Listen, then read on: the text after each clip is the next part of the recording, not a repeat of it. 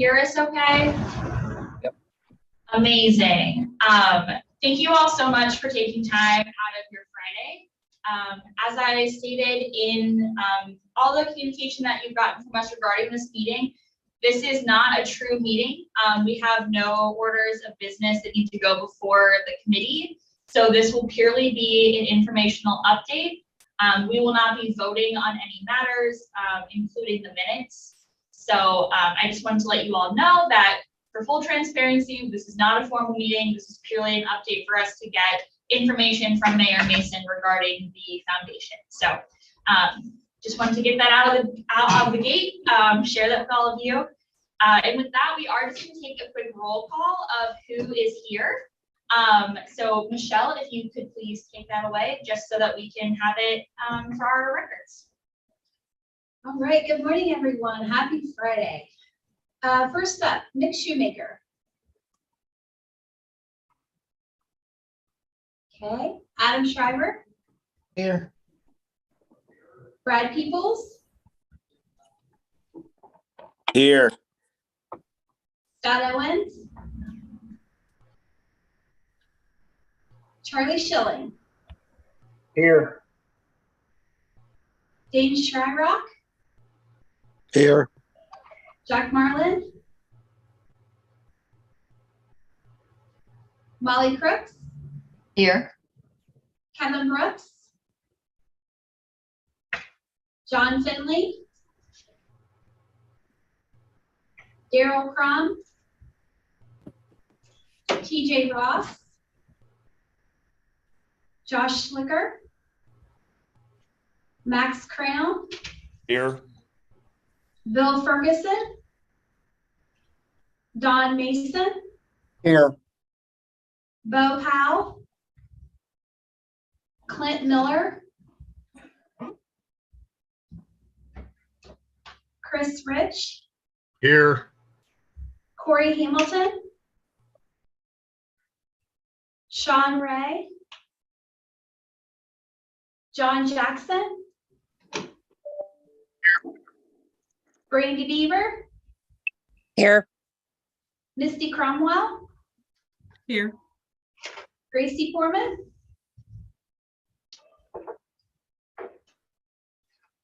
Gracie's still on.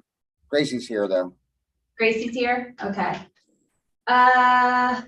Londra Davis. Here.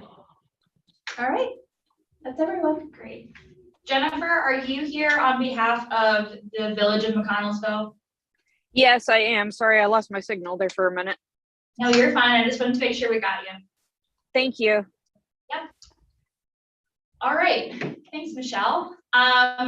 The first thing we are just going to discuss is the minutes. I did send those all to you via email. We will not be voting on those minutes today, but I did want to say if there are any remaining edits to the minutes, please send those to me via email. We will vote on those at our next meeting of the committee, which we will decide later in this meeting. But thank you all so much for taking a look at those. As we said, Carly is no longer with us, so we appreciate having more sets of eyes on those, since I know there are some things that fell through the cracks. So thank you all so much for that. And next on the agenda is update on the OneOhio Recovery Foundation for Mayor Mason. So Mayor Mason, if you want to take it away. Thank you very much. And by the way, I really appreciate serving at the statewide level. On behalf of Southeast Ohio, we always have to make sure we can get our voice represented in Columbus, Ohio. So the OneOhio has gone through, we have a search firm called Kettlewell. We interviewed 4, probably had 6 proposals. We have a search firm looking for a chief executive officer. And they're in that period right now of advertising and reaching out.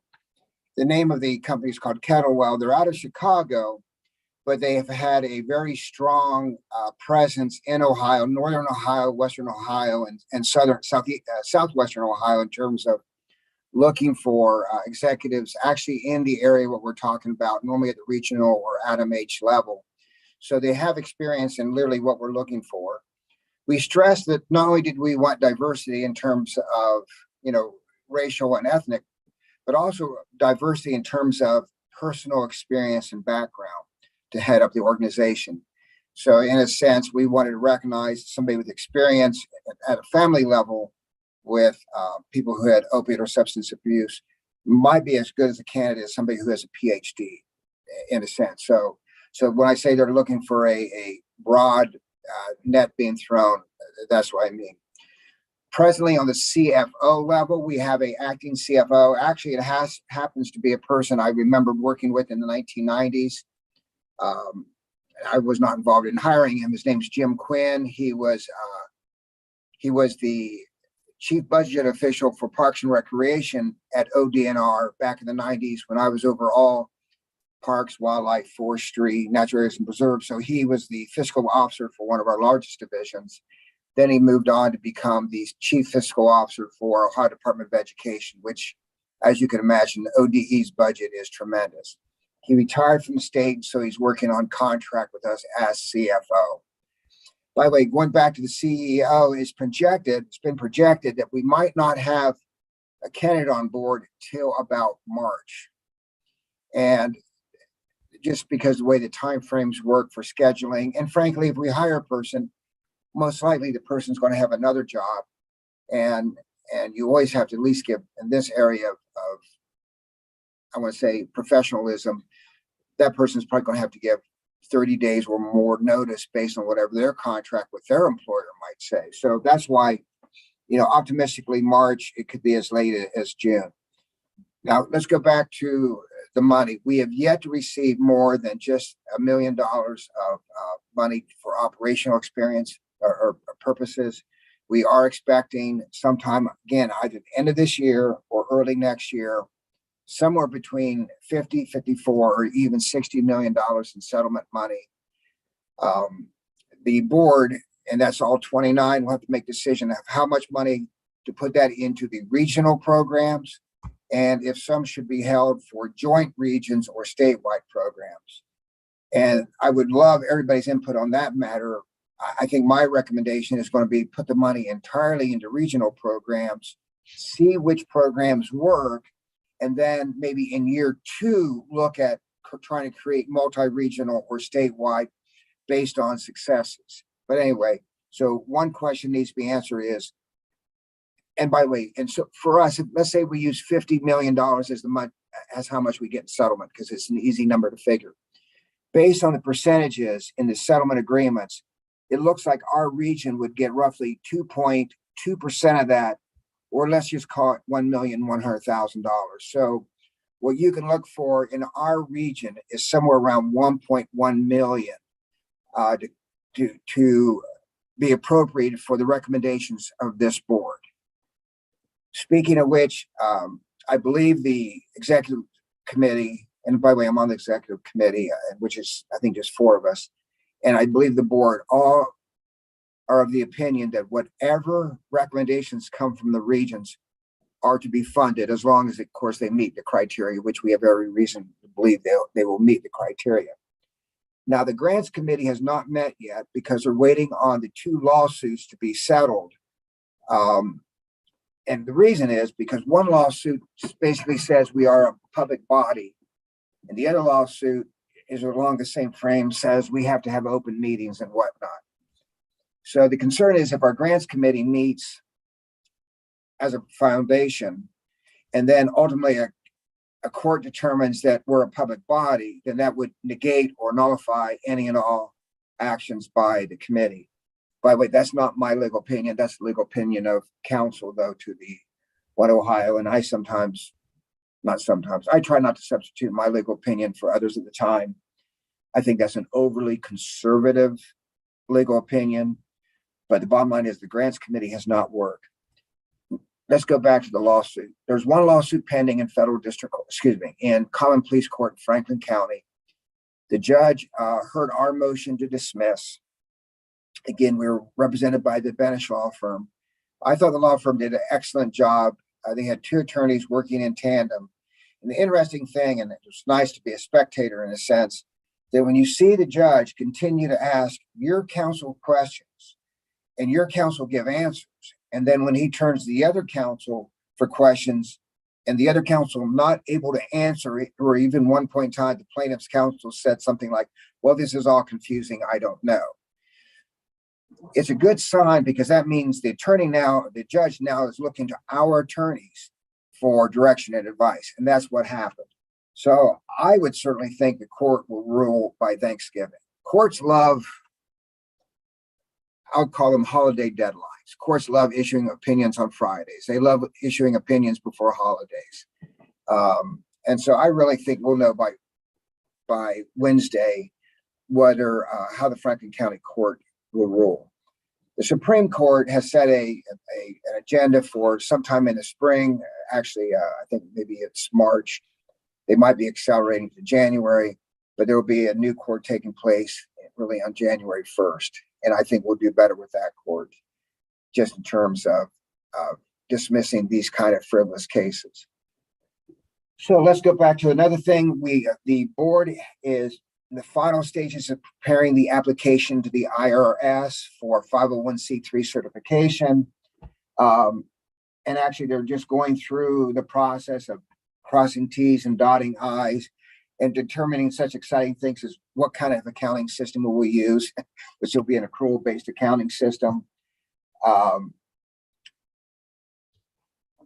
And so, by the way, one of the reasons I feel that the judge will rule in our favor is if you look at the four corners of the memorandum of understanding, and it's always the intent of the judge to institute as much of an MOU as possible. But the MOU calls us a private foundation. The MOU says that we are to be a nonprofit, which means a 1702 corporation. The MOU says that we are to file for a 501c3 certification. If the court would rule that we're a public entity, then that means those three tenets of the MOU would absolutely be negated and thrown out.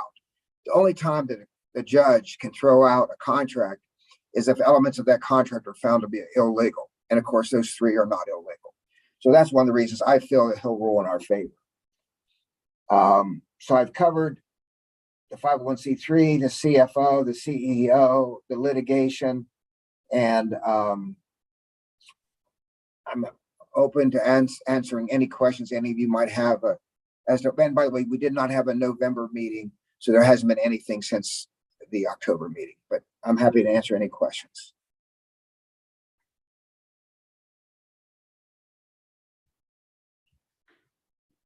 Thank you, Mayor Mason.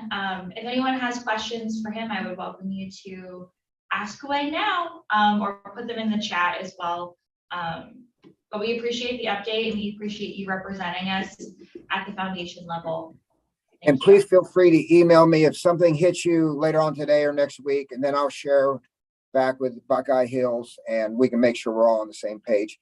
But I do want to make sure, my understanding is that we should try to get as much of the money pushed to the regional level as possible in year one. And I mean, we can't vote, but if you just nod your head or send me an email, that would be helpful. But I really want to see our groups get as much money ASAP. Hey, Don, Charlie Schilling here.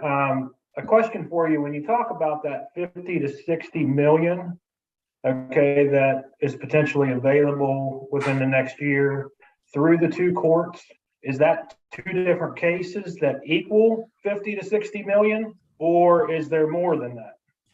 Okay, and the common pleas court case, the Supreme Court case are not affecting that money.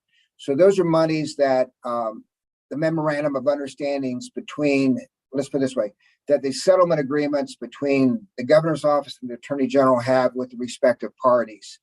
And the reason it's somewhat nebulous, or, I say loose numbers, is because there are two pots and each pot is being divided roughly in the same. I mean, one pot has 2.0245% and one is 2 some other percent. So as those monies flow through those respective pots based on the settlement agreements, they then will come to OneOhio. So it's sort of complex. There's the there's the Moderna suit. There's the I'll send you the Is it names. Purdue? Is it Purdue? Purdue's one, I believe, I don't know why I'm brain dead right now. I'll send out the names of the settlements, but there's 4, and there's 2 different ways they're being divided based on what they negotiated and based on what it's been allocated to Ohio. So because they're nationwide settlements. Okay, so from a strict projection point right now, I mean, you're seeing possibly 1.1 million flowing through our region. That's what I'm looking at. That's my rough back of the envelope. I think it could be higher. I don't think it's going to be lower, but I would say around 1.1 million. Yeah, okay. Thank you. So Dawn, does that not include these recent announcements like Walmart, the Walmart announcement, and I forget what the other one was? Walmart is the most recent, and I'm supposed to receive an email on that. I think that money will be flowed through to our pot also. But your estimation does not include that because it's I new have not- enough. I have not included that. You know, we're all conservative when we project fiscal revenue. You know, you always project less money than you're getting and higher expenses than you have, so that at the end of the day, you're not surprised unpleasantly. But once I get the heads up on the Attorney General settlement, David Yost, and I should know my wife works for him. Once I find out, I'll pass that on to Buckeye Hills.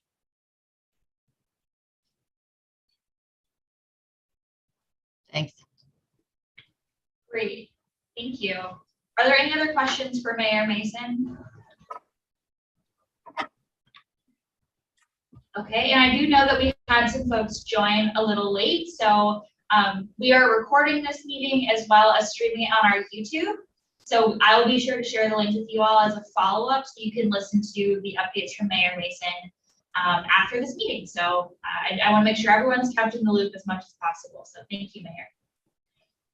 With that, we will move on to our next item on the agenda, which is just to say that I sent you all our finalized bylaws and regional governance structure.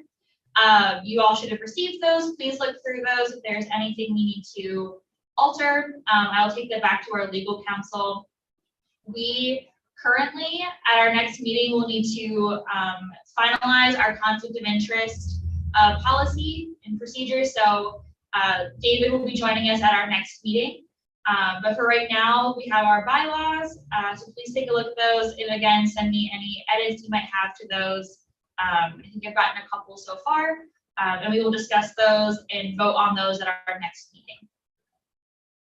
Which takes us to the last bit of I don't know, meat, I should say, of our agenda, which is setting the next meeting dates, times and locations for the group to meet. So just a reminder that we are operating currently under the Open Meetings Act, that we will need to have these in person to vote. And we do have items we will need to vote on at our next meeting, so we will need to meet in person. We initially had this meeting scheduled to meet in Zanesville at the library. It seemed like a good central location for everyone. I'm open to hosting our next one there, but we do need to solidify the date of it. So I'm going to pull up my calendar very quickly. So we had proposed doing these quarterly, which would put our next one in about February or March of next year.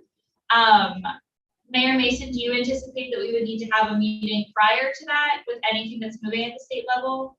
Would it make sense to have it earlier in the year than in February or March?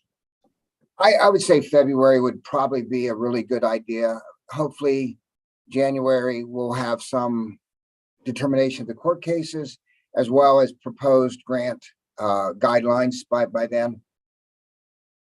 Okay. Looking at my calendar right now, it appears that February 24th is completely open. That is a Friday. And I would propose that we hold our next meeting on that date at the same time 9:30 at the Zanesville Public Library. Does anyone know right off the bat that would not work for them? Because we will need to make sure that we have a good representation if we're going to vote on matters at that meeting.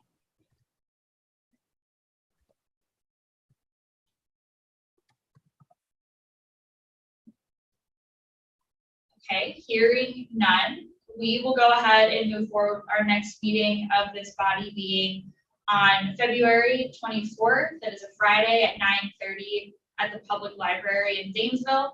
Mayor Mason, I might tap you to help us book that space again, if that's fine.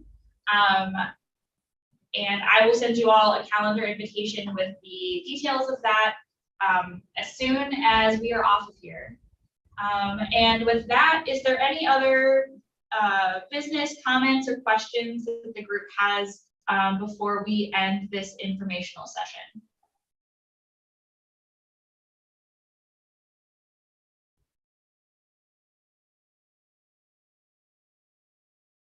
Okay. Well, I appreciate you all taking the time. We knew it would be a short meeting and we didn't have anything pressing that needed voted on, so that is why we picked the Zoom format, so you didn't have to drive all the way to Zanesville for us to talk for 20 minutes. Again, this will be on our YouTube.